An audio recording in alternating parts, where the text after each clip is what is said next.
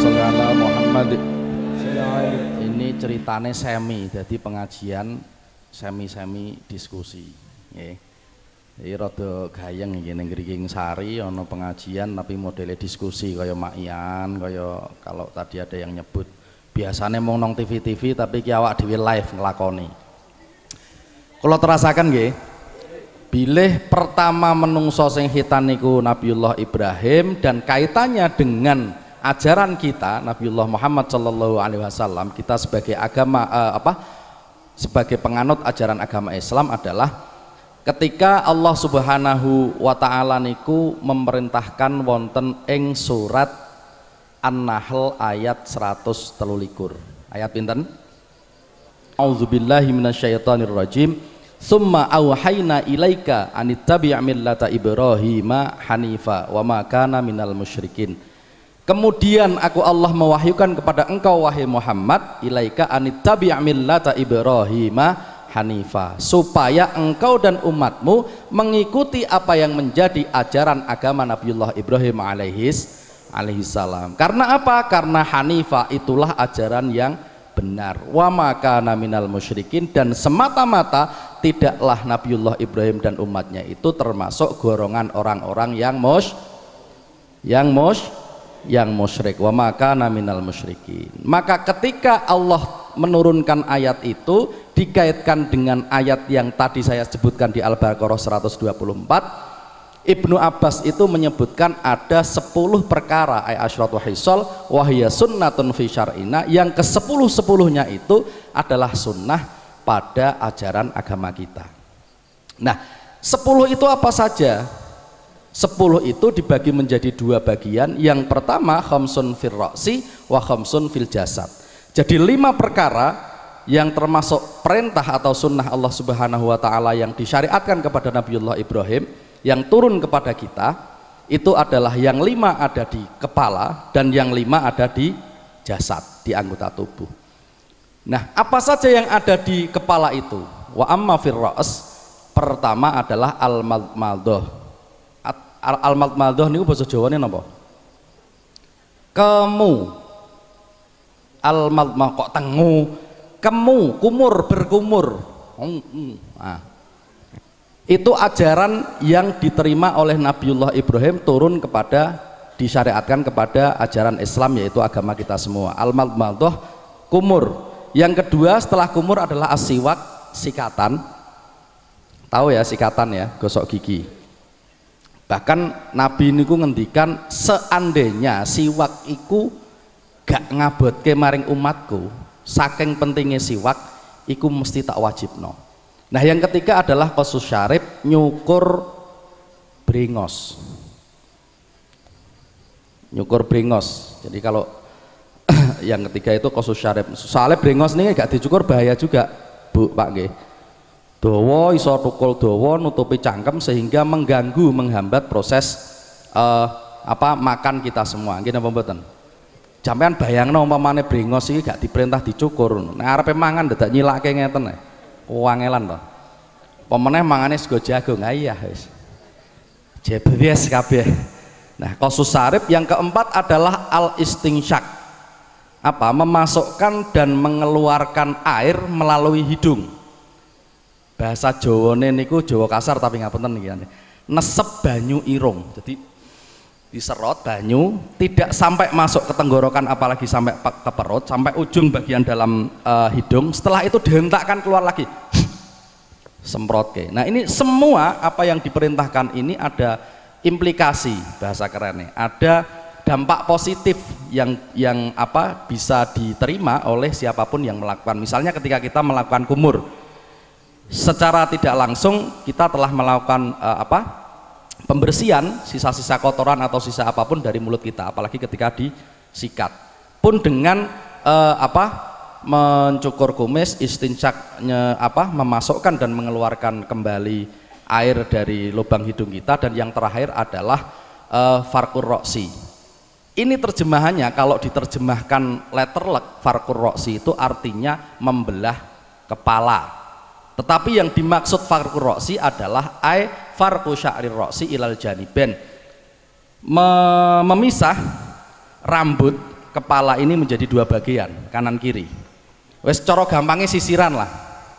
Jungkatan itu merupakan perintah atau sunnah yang dianjurkan oleh agama kita, yaitu agama Islam, yang ini didasarkan pada perintah yang pernah diterima juga oleh Nabiullah Ibrahim alaihissalam, yang diperintahkan langsung oleh Allah Subhanahu wa ta'ala. Nah, yang 5 di jasad, amma fil jasad, yaitu yang pertama al-khitan. Nah, ini masuk pada tema yaitu al-khitan. Yang kedua yaitu halqul anah, motong rambut motong rambut kemaluan, halqul anah. Jadi sekitar kemaluan itu enggak laki-laki enggak perempuan onten rambutnya lurus mboten. Titili ini orang andel. Ayo. Lho iya, ini perkara ketoke saru tapi memang perintah di agama, halqul anah, motong rambut itu. Kan nggak jelas juga itu yang mana kan gitu. Nah, yang ketiga adalah nakful ibti, nakfu sya'ril ibti, bubuti rambut kelek. Jadi rambut kelek dibubuti niku hukume ya sunnah. Aja dicukur, mergo nek dicukur apa tukule mesti engko kuandel ceronggot malah gak enak. Keri, ngenang ngene dhewe ora ana sing ngitik-itik lho ngenang ngene. Jebule rambute tukule kuandel karo kasar. Nah, yang keempat adalah taklimul atfar, memotong kuku yang ada di jari jemari kita, baik itu jari jemari tangan ataupun jari jemari kaki. Dan yang terakhir adalah al istinja, cewok itu cebok bilmak dengan air, jadi tidak dengan selain air, kecuali nanti ada hukum darurat, misalnya bisa pakai batu, bisa pakai yang lainnya, misalnya daun-daunan dan lain sebagainya. Nah, dari 10 perkara ini, saking sedoso perkara niki, bapak-bapak, ibu-ibu, saudara-saudara sekalian yang saya hormati, lantas saya akan mencoba mengerucutkan pada persoalan al-khitan. Nah, kalau tadi disebut oleh Ibnu Abbas 10-10-nya itu merupakan satu sunnah, perbuatan yang dianjurkan fi syar'ina, di agama kita. Lantas para hukama ini, para madhab fikih, ada perbedaan pendapat, ada khilafiyah soal hukum khitan. Inda Syafi'i, nek menurut Imam Syafi'i, sing jenenge khitan iku wajib alar rajul wan nisa. Wong lanang dan nek wong wedok sing dipotong nopone niku. Wong lanang wajib, wong wedok ya wajib. Niki didasarkan pada hadis Kanjeng Nabi ingkang berbunyi ketika onten keluarga jahiliyah, keluarga Quraisy, kafir Quraisy menyatakan diri mau masuk Islam, maka Nabi bersabda alqi angka sya'rul kufri wahtitan. Jadi tinggalkanlah kamu tanda rambut sebagai tanda kekufuran, artinya disuruh memotong, wahtitan, dan berkhitanlah. Ini diriwayatkan oleh Imam Ahmad dan Imam Abu Dawud. Dan yang kedua adalah hadis yang diriwayatkan oleh Imam Bukhari ingkang ungkalipun man aslama falyahtitan, sing sapa wonge ngaku dheweke kuwi Islam maka wajib baginya untuk melakukan khitan. Dan yang terakhir alasannya adalah ketika Ummu Atiyah dan serombongan perempuan-perempuan kafir Quraisy ingin menyatakan diri masuk Islam, maka Nabi bersabda ismi walatan haki, potonglah pucuk bizir walatan haki, tapi jangan sampai habis. Nanti sing wis duwe bojo ditiliki dhewe-dhewe nang omah wis disunati apa durung ya. Jadi memang iya, ini disuruh, anjuran. Kalau menurut Imam Syafi'i, nek awake dhewe anut mazhab Imam Syafi'i, enggak laki-laki enggak perempuan iki wajib ora kudu khitan, kudu sunat. Atau istilah Jawa tadi ada sunnah, ada ngeslamaken dan lain sebagainya. Ibu-ibu pun sunat dereng niki? Bahasa Jawa bapak-bapake. Ya, artinya ada jentil apa? Loh, ini kan ngomong saru, memang iya gitu loh. Biar tahu persis posisinya, ada centil di atas lubang itu ketok sidik ae. Nah, Ini juga nanti secara secara seksologi, secara apapun ternyata bisa menambah daya bagi perempuan. Tetapi jangan sampai habis. Kalau sampai habis malah justru menyebabkan alat reproduksinya terganggu, daya rangsangannya juga terganggu dan lain sebagainya. Lanjut ya. Masih berapa menit Mas? 15 ya. Indah Syafi'i wajib ora kena ora bagi laki-laki dan perempuan. Sementara menurut Imam Maliki ugi Imam Abu Hanifah, berdasar pada hadis Kanjeng Nabi yang lain yang diriwayatkan oleh Imam Ahmad dan Imam Baihaqi, mengatakan bahwa al-khitan sunnatun ala rijal wa mukarramatun ala nisa. Jadi khitan itu hanya sunnah hukumnya bagi laki-laki dan kehormatan, merupakan satu penghormatan bagi perempuan. Jadi di Imam Hanafi dan Imam Maliki ini menyatakan bahwa tidak ada hukum sunnah atau wajib bagi perempuan, sementara bagi laki-laki hanya sunnah. Ketika dilakukan mendapat pahala, ketika ditinggalkan juga tidak mendapatkan dosa. Pengertian sunnah kan begitu. Nah, ada kelompok yang ketiga yaitu Imam Natsir dan Imam Yahya yang mengatakan bahwa sing yang dinamakan hitan itu wajibun ala rajul, wajib atas laki-laki, dan sunnatun ala nisa, sunnah bagi perempuan. Nah, tiga-tiganya ini punya dasar yang sama, punya sumber hukum yang sama. Monggo tergantung kula panjenengan sedaya kira-kira arep anut sing ndi. Imam Syafi'i mengatakan wajib dua-duanya, baik laki-laki maupun perempuan. Imam Abu Hanifah dan Imam Maliki mengatakan bahwa sunnah bagi laki-laki dan kehormatan bagi perempuan. Artinya ketika tidak dilakukan juga nggak apa-apa, ketika dilakukan juga tidak mendapatkan pahala.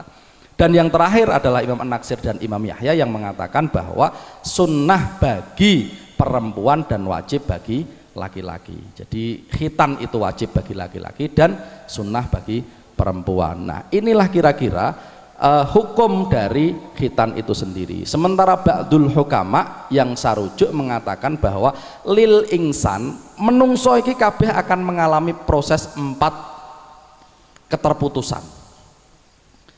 Keterputusan yang pertama adalah yakto usurrah, putuse tali puser. Kabeh wong ngalami ya.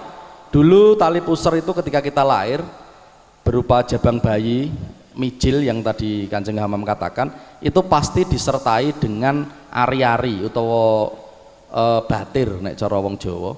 Ikut antara bayi dengan batir itu terhubung oleh usus panjang yang itu lantas dipotong. Nah, yang dimaksud yang kedua adalah setelah seminggu biasanya ucul karepe dhewe protol. Nah, inilah yang dimaksud dengan ingkang dimaksud kalian yakta usurroh. Dan yang kedua adalah yakta usyadyi, putusnya asupan air susu ibu dari seorang bayi ketika dia berumur 2 tahun atau ibu yang menyusui.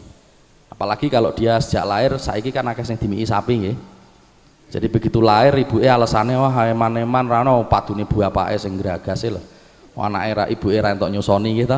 Nah, sekarang banyak yang begitu itu, padahal asupan air susu yang paling utama dan paling bervitamin adalah ASI, air susu ibu. Nek kula anake loro-lorone dimiki asu, Bu.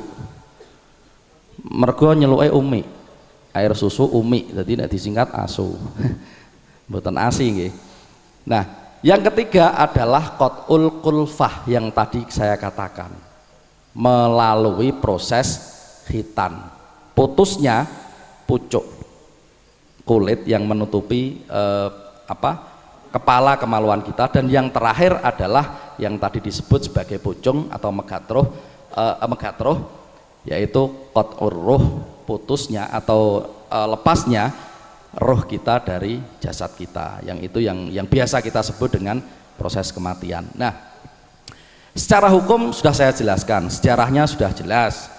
Terus kaitannya antara perintah Nabi Ibrahim dengan Nabi Muhammad jelas bahwa ajaran Nabi Ibrahim juga ajaran Nabi Muhammad, karena ini bagian dari wa min dzurriyyati, tadi kontrak dengan Allah Subhanahu wa taala.